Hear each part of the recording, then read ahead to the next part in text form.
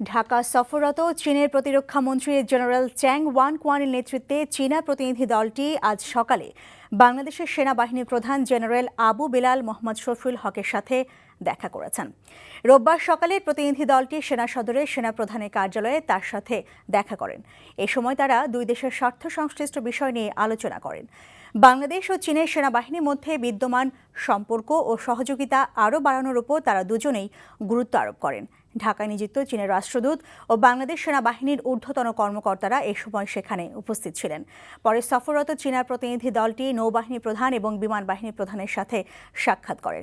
এর আগে সকালে চীনের প্রতিরক্ষামন্ত্রী সেনানিবাসের শিখা অনির্বাণে ফুল দিয়ে মুক্তিযুদ্ধে শহীদ সৈনিকদের প্রতি শ্রদ্ধা জানান। পরে সেনাকুঞ্জে সেনাবাহিনীর একটি দল চ্যাং ওয়ানকুয়ানকে গার্ড অফ অনার প্রদান করে। তিনি গার্ড পরিদর্শন করেন এবং সালাম গ্রহণ করেন। শনিবার ৩৯ সদস্যের একটি প্রতিনিধি দল নিয়ে ৩ দিনের সফরে বাংলাদেশে আসেন চ্যাং ওয়ানকুয়ান।